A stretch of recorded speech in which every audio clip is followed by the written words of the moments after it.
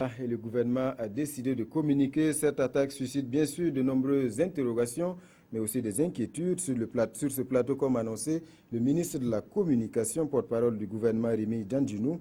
Bonsoir, monsieur le ministre. Bonsoir à vous et bonsoir à vos téléspectateurs. Alors, dites-nous, monsieur le ministre, que s'est-il passé exactement cette nuit à Yimdi? Vous en avez fait les grandes lignes. Il y a donc une poudrière qui a été attaquée par un certain nombre de personnes. Ça a entraîné donc le déploiement des forces de l'ordre et de sécurité autour de cette poudrière-là. Et à la date d'aujourd'hui, à cet instant, les forces armées nationales ont repris le contrôle du secteur, mais ça c'était depuis le matin, depuis les instants, les assaillants sont partis. Voilà. Alors, est-ce qu'on a retrouvé ce soir les traces de ces assaillants-là? Alors, depuis que les forces armées ont pris la connaissance de cette situation, un certain nombre d'opérations ont été menées et il y a des personnes qui ont été arrêtées. Certaines sont encore entendues aujourd'hui. Il y a des signalements qui ont été faits de façon relativement précise des assaillants qui ont opéré, d'où justement le communiqué qui affirme qu'il s'agit d'ex-RSP, parce que certains ont été reconnus.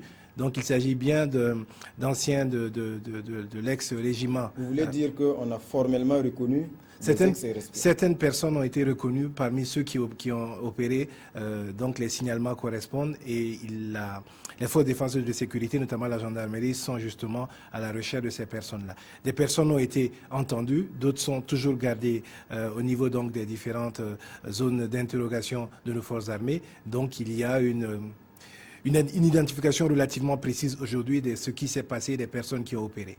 Le communiqué de l'armée précise qu'il n'y a pas eu de victimes, mais ce soir on apprend qu'il y a eu un blessé. Oui, il est évident que lorsque l'on fait une opération comme celle-là, alors qu'il y a eu des personnes qui ont tiré, que notre armée également s'est déplacée, lorsqu'on a fait le point immédiatement, aux environs, donc je pense que les premiers communiqués sont relativement tôt, il y a eu ensuite le temps de voir qu'effectivement il y a eu des blessés, une personne, mais ça c'est vraiment lié notamment à l'opération. Alors on suppose donc qu'en attaquant un dépôt d'armes, le premier objectif des assaillants, bien sûr, c'est de récupérer des armes. Alors selon vous, est-ce qu'ils sont parvenus à leur fin? Est-ce que vraiment des armes ont été emportées de Yimdi cette nuit? Il est évident que cette poudrière était pendant longtemps sous la protection et la direction du RSP, donc ces personnes connaissent un peu les lieux. Ils connaissent aussi les armes qui étaient stockées. De l'avis du chef d'état-major avec qui j'ai échangé, il y a effectivement on est en train de faire le point des armes qui étaient à l'intérieur. Il faut savoir que depuis le désarmement du RSP, il y a eu un certain nombre de mouvements qui ont été faits au niveau de nos armes. Certaines ont été stockées. Donc il va falloir faire le point exactement pour savoir quelles sont les armes qui ont pu être prises. Mais à cet instant-là, je pense que cette question-là, on ne peut pas la répondre de façon précise. Il y a intérêt justement à peaufiner les recherches, à faire les vérifications pour savoir qu'est-ce qui a été pris, qu'est-ce qui n'a pas été pris. Alors, selon vous, monsieur le ministre, à quel dessein une telle attaque sur une poudrière? Je pense que ça paraît évident. Il y a des personnes donc, qui ont envie d'avoir des armes, il y a des personnes qui ont envie d'avoir des munitions, il y a des personnes qui ont envie de s'aimer du trouble et du désordre à l'intérieur du territoire.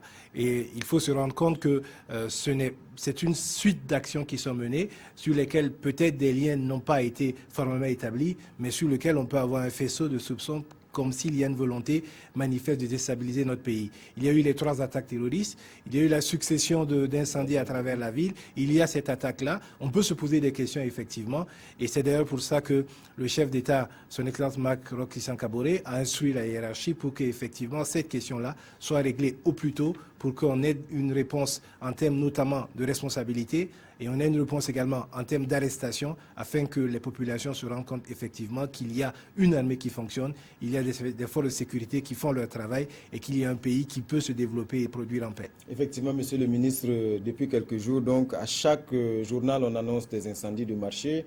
Alors beaucoup, comme vous l'avez dit, refusent donc de voir là une coïncidence. Est-ce que vous avez des informations précises qui tendraient donc à montrer que ce sont des actes prémédités?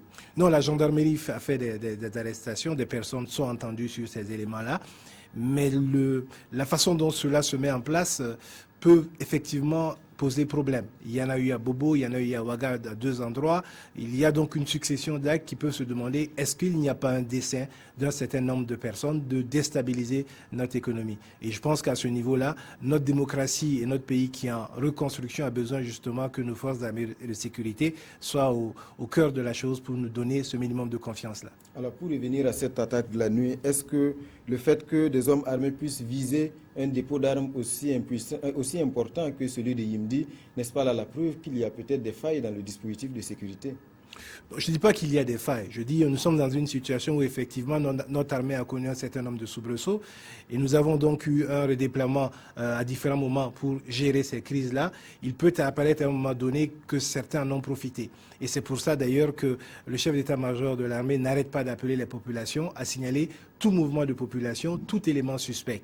Il faut se rappeler que dans le cas de ce qui s'est passé le 15 janvier à Ouagadougou, à Tinakov et à Djibo, les populations ont énormément contribué, ce qui permet aujourd'hui d'avoir des personnes qui sont détenues et des éléments de renseignement qui avancent rapidement pour localiser et identifier les principaux acteurs et également leurs commanditaires.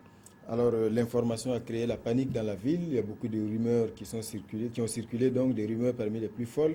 Le couvre-feu même a été ramené à 20h entre-temps. Alors, votre réaction, monsieur le ministre, en tout cas à cette panique-là? Je pense que ça oblige le gouvernement à avoir une communication proactive, à informer effectivement les gens sur ce qui se passe et ce qui doit être considéré comme étant le message du gouvernement. Il y a eu une panique liée notamment au fait que certaines radios ont annoncé qu'il y a un couvre-feu qui est passé à 20h, mais les radios ont fait une annonce qui était liée notamment au couvre-feu à Tunis, en Tunisie. Ensuite, il y a eu des interprétations et les mauvais esprits ont fait répandre dans la ville que le couvre-feu était à 20h à Ouagadougou. Je confirme que le couvre-feu est maintenu de 1h à 4h du matin et que ce qui s'est passé au niveau donc de Yimbi n'a pas suscité pour que notre armée puisse demander le changement des horaires. Donc le couvre-feu est maintenu de 1h à 4h du matin. Je rappelle que tout un ensemble de ratissage est fait par les forces armées nationales, depuis Yimbi jusqu'à Yagma, pour éviter et rechercher tout ce qui peut avoir été entreposé, caché ou toute personne suspecte. L'ensemble du territoire également est quadrillé et des recherches sont lancées puisqu'un certain nombre d'identifications ont été faites. Donc moi, je voudrais appeler les populations à rester vigilantes. On est dans une situation où notre démocratie, ce que nous avons difficilement acquis avec l'insurrection d'octobre 2014, avec notre opposition au push, avec les élections qu'on a connues, notre démocratie est en train d'être attaquée par différentes personnes. Donc nous devons rester vigilants.